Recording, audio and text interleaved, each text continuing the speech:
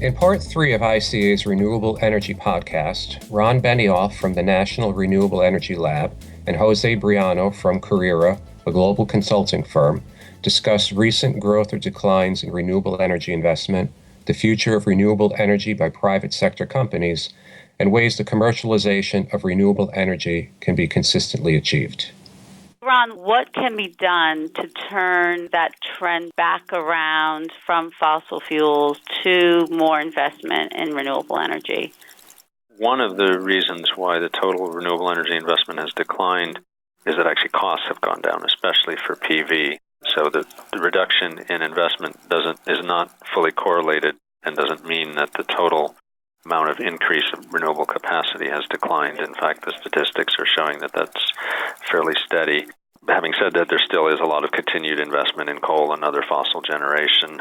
So I think some of the measures that are important for governments to consider to further increase investment in renewable energy and energy efficiency are, especially where those technologies may not be fully cost competitive, but where there's a recognized externality, such as a benefit in terms of reducing air pollution, which is a huge issue around the world, or dealing with longer-term challenges such as climate change and generation of electricity from fossil sources. So in those cases, I think policies having either or in some cases a combination of a mandate or quota that requires a certain amount of renewable energy generation, and that can be together with a feed-in tariff or other source of payment, policies that can set pricing standards for renewable generation. There's a whole series of fiscal incentives, tax incentives, and credits for investment in renewable energy. Jose Briano believes the future of renewable energy is now. The way we think about energy and its usage is changing as energy markets are rapidly transforming. There are external factors, evidently, like the price of petrol, which largely determines the price of gas, and the development of alternative gas extraction technologies such as shale gas, which compete with renewable energies. These alter at any given time the rhythm at which renewable energy penetrates our systems. But I stress that they're already relevant. We're not talking about the future at the micro level. But when we look at the system level, let's say limitations to the penetration of renewable energy are issues such as the balancing of the system, issues such as having the available technology to adequately integrate these variable renewable energy sources. These are the questions which will determine to what degree renewable energies and at what pace renewable energies can penetrate the electric system. So, Ron, do you think that private sector companies are becoming more convinced that renewables are a good investment? I'm assuming that a lot of businesses and industries might still believe it's going to cost us way too much money to get in that arena. How do you sell them on making the investment? I think there's hard data these days that shows that wind, along with, of course, hydropower and bioenergy and PV in many instances, and concentrating solar power when combined with storage, are already cost competitive with fossil generation. And that's clearly the case, and you can see that from data across markets, and you can see that from investments by utilities and others.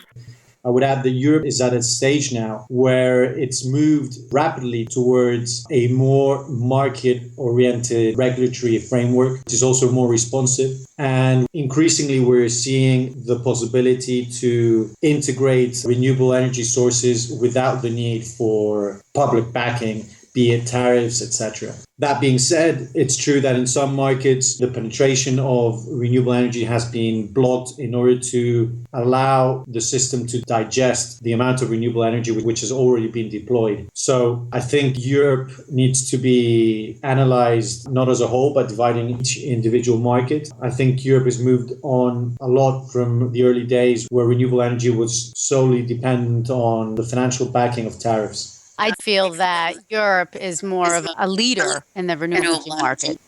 And precisely for that reason, Europe is very interesting because it provides other markets with a view of the sort of challenges they'll be facing as they continue to strengthen the penetration of renewable energies in their grids. Ron, can you describe the various ways that renewable energy is commercialized today, and how can the commercialization of renewable energy be consistently achieved?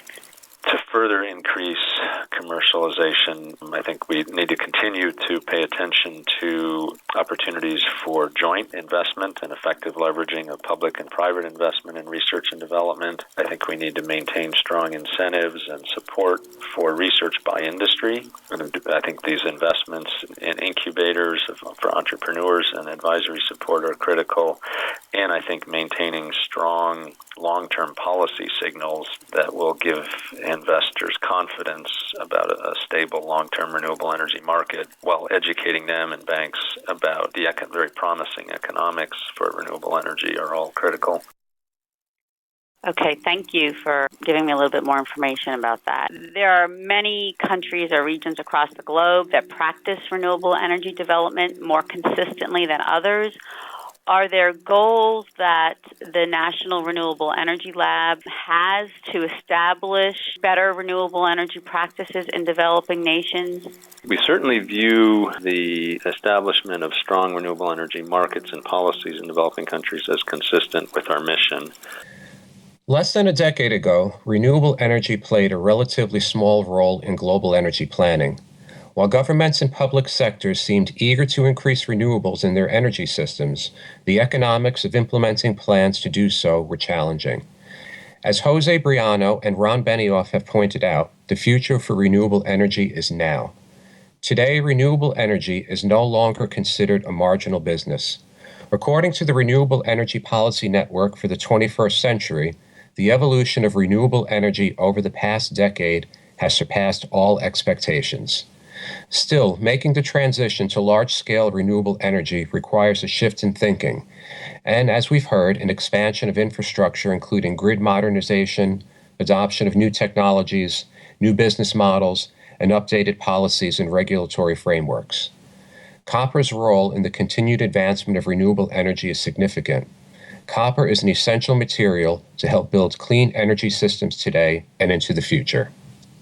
Thank you, Steve. And a special thanks to our program guests, Ron Benioff from the National Renewable Energy Lab, operated by the U.S. Department of Energy, and Jose Briano from Carrera, a global consulting firm focusing on renewable energy and energy efficiency sectors. Carrera is headquartered in Madrid, Spain.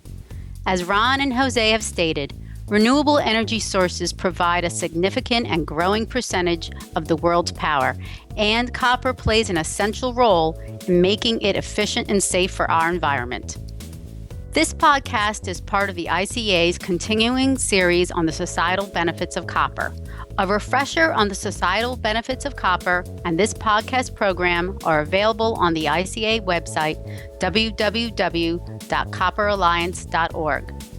For more information on the societal benefits of copper webinars or podcasts, please contact me, Nicole Witoslawski, by email, nicole.witoslawski, WITOSLAWSKI, @copperalliance.org. I look forward to hearing your thoughts and ideas. I will also work with ICA subject matter experts to answer questions you may have about the renewable energy topic on this podcast. I hope you will join us as we explore more energy efficiency and environmental subjects on the ICA's Transforming the Future with Copper, a Metamorphosis. Thanks for listening.